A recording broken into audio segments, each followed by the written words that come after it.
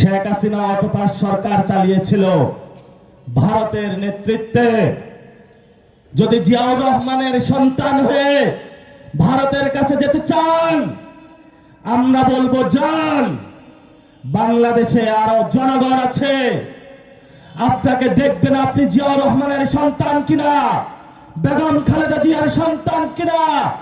আপনাকে তখনই জিয়াউর রহমানের সন্তান, বেগম খালেদা জিয়ার সন্তান হিসেবে দেখব যদি আপনি বাংলাদেশের মাটি এবং মানুষের কাছে আসেন, ভারতের বর্গা পরিত্যাগ করে বাংলাদেশের জনগণের পক্ষে দাঁড়ান।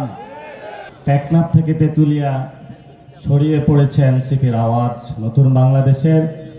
আজকে আমরা এখানে উপস্থিত হতে পেরেছি। আমরা বইপত্রে আগে আপনাদের এই উপজেলার নাম শুনতাম, আগে একবার এসেছিলাম, এটা দ্বিতীয়বার। ইনশাল্লাহ আবার আসা হবে বারবার, কারণ এনসিপির একটা শক্ত ঘাঁটি তেতুলিয়া অলরেডি গড়ে উঠেছে, ভবিষ্যতে আরো হবে ইনশাআল্লাহ। আমরা সবাই একসাথ হয়েছি একটু আলোচনার জন্য। কেন 24 জুলাইটা আমরা করেছিলাম, 24 জুলাইয়ের পরে 26 জুলাই এসে আমরা কোথায় আছি, এই পর্যালোচনা যদি আমরা করতে পারি তাহলে ভবিষ্যৎ বাংলাদেশ কেমন হবে সেই বিষয়ে আমরা একটা দিক নির্দেশনা পাব। আপনারা উপস্থিত হয়েছেন, আমরা অন্তঃস্থল থেকে আপনাদেরকে অভিনন্দন জানাচ্ছি। প্রিয় তেতুলিয়াবাসী, চারিদিকে ঘুরছে সরকার পাগল হয়ে। একবার চায়না যায়, একবার ভারতে যায়, একবার ইউএসএ যায়। কোন দেশ আপনাদেরকে রক্ষা করতে পারবে না। যদি রক্ষা করতেই হয়, বাংলাদেশের 18 কোটি মানুষ যেভাবে গত 17 বছর ধান খেতে আশ্রয় দিয়েছে, আপনাদের পাট খেতে আশ্রয় দিয়েছে, সেই মানুষের কাছে ফিরে আসুন। তারাই বাংলাদেশের ভবিষ্যৎ। কোন দেশ বাংলাদেশের ভবিষ্যৎ হইতে পারে না। তারা কার্ডের খেলা শুরু করেছে। তারা এই পঞ্চগড় এক আসনে 51% ভোট পেয়েছে। 49% মানুষ শাপলাকলির পক্ষে ভোট দিয়েছে। কিন্তু তারা শুধুমাত্র তাদেরকে ওই কার্ড দেয় যারা ধানের শীষে ভোট দিয়েছে। এ পর্যন্ত হলেও সমস্যা ছিল না। ধানের শীষেরও যারা প্রাপ্য তাদেরকে দেয় না। যারা 5,000 10,000 টাকা দিতে পারে শুধুমাত্র তারাই কার্ড পায়। এই রাজনীতি যদি করতে চান, মনে রাখবেন এই প্রজন্ম হচ্ছে অভ্যুত্থান করে আসা প্রজন্ম, রক্ত দেয়া প্রজন্ম, জীবন দেয়া প্রজন্ম। আপনি কে, কোথা থেকে এসেছেন, রাজনৈতিক ব্যাকগ্রাউন্ড কি, এটা গুনার আমাদের 1 মিনিটও টাইম নাই। কিছু কথা স্পষ্ট করে বলি, আমার এই তেতুলিয়া, শুধু তেতুলিয়া না, তেতুলিয়া সদর, আটোয়ারি, প্রত্যেকটা জায়গায় এলএসডি যে গোডাউন গুলো আছে, এই গোডাউনে কৃষক নিজের মতো করে ধান গম কোন শস্য রাখতে পারে না। ওই এলএসডি যারা ওসি এলএসডি, এরা দলের দালালি করা শুরু করেছে। দালালি করতে করতে এরা বিএনপির নেতাদেরকে ওই ওসি এলএসডি তারা ভাগ করে দিচ্ছে। তুই এই অর্ধেক, তুই এই 25%, এইরকম করে প্রত্যেকটা জায়গায় কৃষকদেরকে জিম্মি করে, আমার মজুর ভাইদের জিম্মি করে বিএনপির কিছু নেতারা এলএসডি গোডাউন, যেটা সরকারি গোডাউন, সেখানেও সিন্ডিকেট করা শুরু করেছে।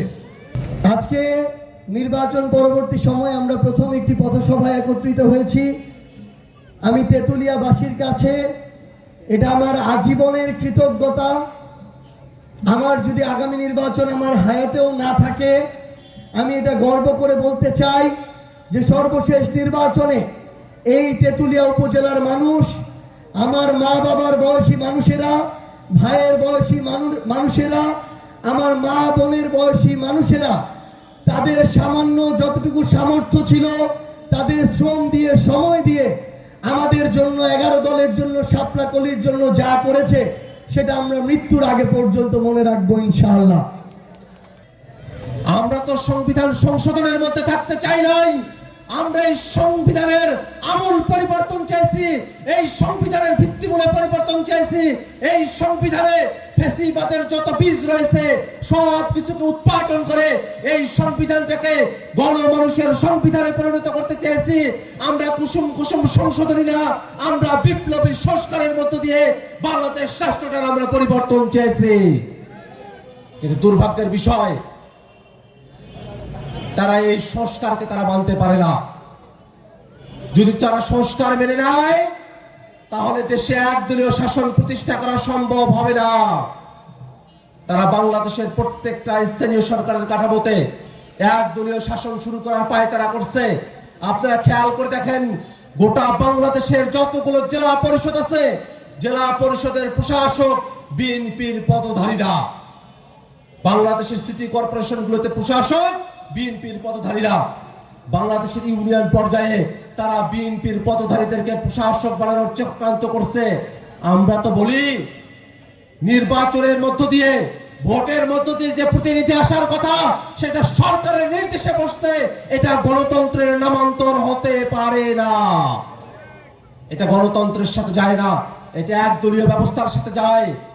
দুর্ভাগ্য লাগে যে বিএনপি বহুদলীয় গণতন্ত্রের ক্রেডিট নেয়, স্থানীয় সরকারে দলীয় প্রতিনিধি বসানোর মধ্য দিয়ে তারা বহুদলীয় গণতন্ত্র থেকে সরে গিয়ে একদলীয় শাসনের দিকে তারা ঝুঁকে পড়েছে।